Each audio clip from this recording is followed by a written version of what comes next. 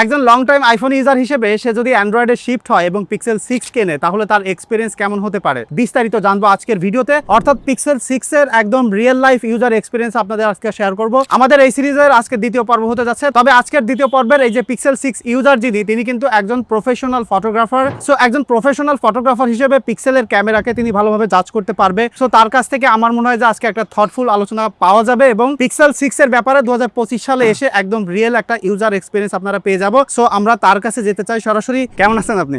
আছি আলহামদুলিল্লাহ ভালো। আচ্ছা, এখানে দাঁড়ান, আমার মনে হয় ফ্রেমটা এখান থেকে দেখা যাবে। আচ্ছা, আমি যেমনটা বলছিলাম যে আপনার সাথে পরিচয় প্রায় 7-8 বছর। তো প্রথম থেকে যখন থেকে আপনার সাথে আমার পরিচয় তখন থেকে আমি দেখতাম যে আপনি iOS ইউজ করতেন, অর্থাৎ অ্যাপেল একদম লেটেস্ট ফোনগুলোই ব্যবহার করতেন। তো হঠাৎ করে আপনি অ্যান্ড্রয়েডে শিফট হইলেন, দেখলাম যে আপনি পিক্সেল 6টা কিনলেন। তো এটা চালাচ্ছেন প্রায় 1 বছর হতে গেল। সো আপনার কাছে প্রথমত যেটা জানতে চাই সেটা হচ্ছে ভাই, আপনি আইফোন থেকে অ্যান্ড্রয়েডে কেন শিফট হলেন? আইফোন থেকে অ্যান্ড্রয়েডে শিফটার তেমন কোনো ইচ্ছা ছিল না। আচ্ছা। প্রথমত হচ্ছে যে আইফোনে যেটা আমার রিয়েল লাইফ যেটা হচ্ছে ইউজেসের পরে আর কি যেটা প্রবলেম ফেস করি, যে আইফোন 12 প্রোতে আর কি ইয়ারফোন যে স্পিকারটা এটা নষ্ট হয়ে যায়।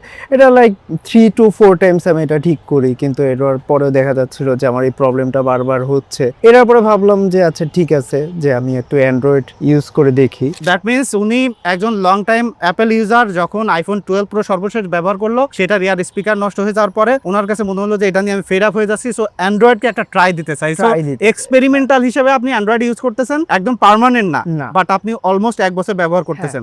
সো পিক্সেল 6 কেন কিনলেন আর কি? পিক্সেল কেনার আমারই এক ছোট ভাই, তো ও আর কি সাজেস্ট করলো যে আর কি পিক্সেল 6টা ভালো, এটা ইউজ করে দেখার জন্য। এখন ইউজ করতে করতে দেখা যাচ্ছিল যে আমি কোনো প্রবলেম ফেস করতেছি না, প্লাস স্মুথলি আমি ইউজ করতেছি। ইভেন তো আমার যে client zone all over thing সবাইকে আর কি আমি ওইভাবে আর কি দেখা যাচ্ছে যে আমার Google drive all over thing ইউজেসের দিক থেকে আমি খুবই স্মুথলি ইউজ করতেছি। আমি যেটা বলছিলাম যে ভাই কিন্তু একজন প্রফেশনাল ফটোগ্রাফার। উনি আড্রিম নামে একটা কোম্পানি আছে, সেটার পেজ লিঙ্ক আমি ভিডিও ডেসক্রিপশনে বা ফার্স্ট কমেন্টে দিয়ে দিচ্ছি।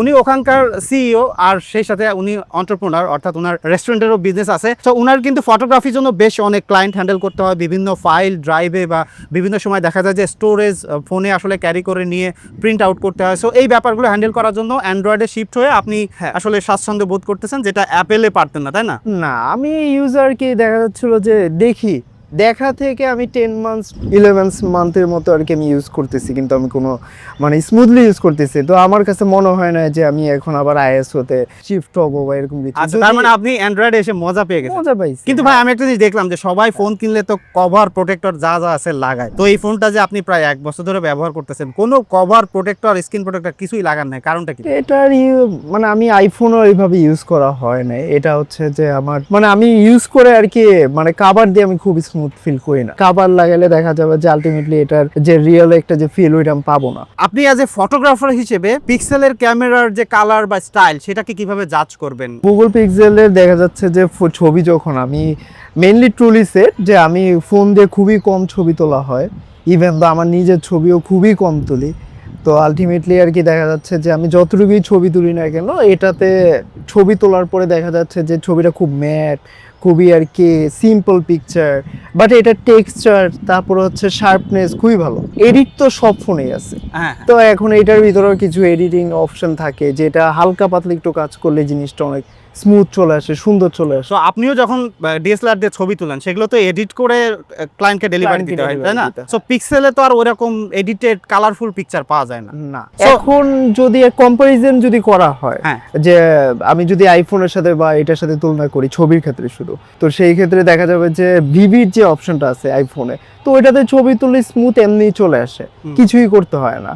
এখন যদি ওইটা চুজ করা হয় তো সেই ক্ষেত্রে আর কি অফকোর্স আর কি কোনো এফোর্ট লাগবে না, কিছু লাগবে না, বাট এটাতে ছবি তুললে কিছু হালকা পাতলা একটু চেঞ্জ করলে জিনিসটা সিমিলার চলে আসে। আচ্ছা আচ্ছা, তো আপনার কাছে কি মনে হয় যে স্মার্টফোন পিক্সেল যেটা করতেছে, যে প্রফেশনাল গ্রেডের বা ডিএসএলআর লেভেলে যাইতে ট্রাই করতেছে, সেটা কতটুকু মানে সিমিলারিটি কতটুকু আছে? লাইক প্রফেশনাল ক্যামেরার সাথে আইফোনের কোনো তুলনা হবে না। শার্পনেস ভালো থাকবে, তার রেজুলেশন ভালো থাকবে, সে যতই বড় করুক ফাটবে না। এই জিনিসগুলো যদি ডিটেল যদি আমরা খুঁজি সেই ক্ষেত্রে ফোনের সাথে তার মানে আপনি বলতে চাচ্ছেন যে যতই ট্রাই করুক প্রফেশনাল গ্রেডের যে ফটোগ্রাফি সেটা আসলে ক্যামেরা দিয়েই করতে হবে, স্মার্টফোন দিয়ে ওইটা হয় না। না, আচ্ছা, এখানে নেক্সট আমি একটা জিনিস জানতে চাই, সেটা হচ্ছে যেহেতু আপনি একজন লং টাইম অ্যাপেল ইউজার।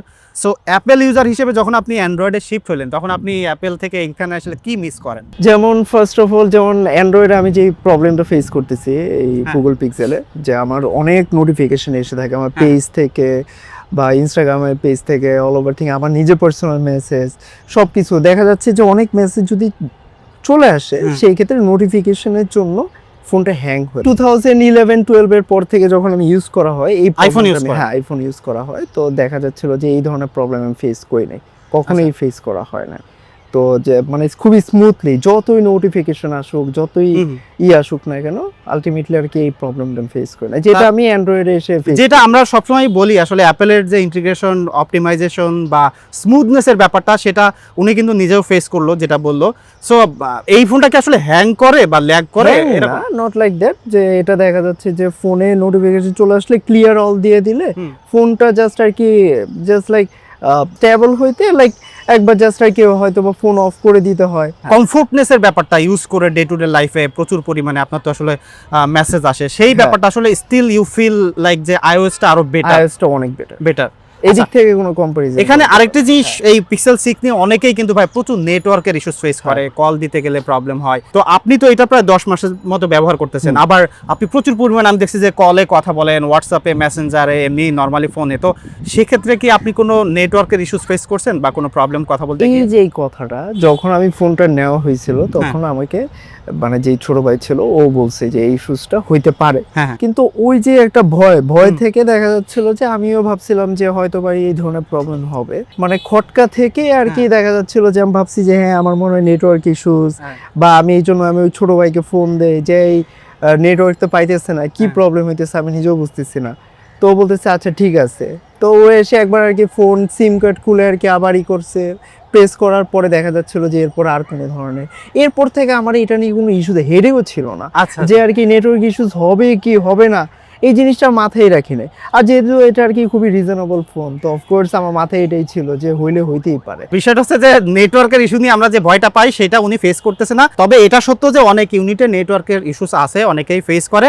তবে উনি যে জিনিসটা একটা পয়েন্ট আউট করলো যেটা হচ্ছে যে প্রাইসে আসলে ফোনটা কিনতেছি সেই হিসাবেও চিন্তা করলে কিন্তু এটা best value for money phone আপনি বলছেন, তাই না? হ্যাঁ ওর দিক। আচ্ছা, লাস্ট একটা কোশ্চেন, সেটা হচ্ছে যে ভাই এটার ব্যাটারি ব্যাকআপ আপনি কেমন পাচ্ছেন? আমি দেখা যায় যে সকালে যদি চার্জ দিই তাহলে দেখা যাচ্ছে যে আমার ইভেন্ট হোক বা মানে আমার ইভেন্ট থাকলে লটস অফ কল আসে, বা দেখা যাচ্ছে যে আমার টিম মেম্বার সবাইকে ফোন দিতে হয় বা আমার ফোন ইউজ করতে হয়, সেই ক্ষেত্রে রাত পর্যন্ত আমার প্রবলেম হয় না, মানে একটা দিন আপনার খুব চলে যায়। কিন্তু আপনি তো কোনো ফোনে গেম টেম খেলেন না, কেন?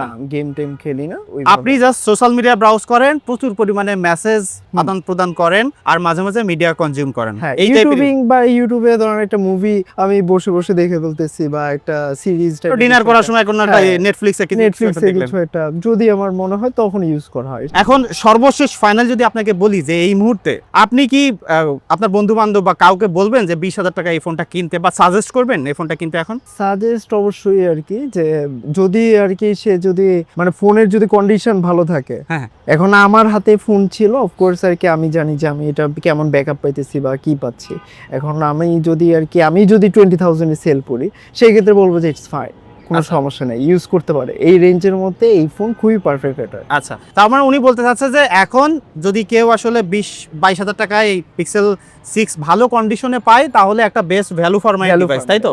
একদম প্রফেশনাল ইউজারের কাছ থেকে একটা রিয়েল ইউজার এক্সপিরিয়েন্স আপনাদেরকে শেয়ার করলাম। এরকম ভিডিও যদি আপনারা আরো দেখতে চান বা আপনারা ঢাকার ভিতর থেকে কেউ পার্টিসিপেট করতে চান তাহলে ডেফিনেটলি সেটা কমেন্ট করে জানাইতে পারেন, বা আমার যে ফেসবুক পেজ আছে সেখানে নক করতে পারেন, আমি আপনার সাথে কন্ট্যাক্ট করব।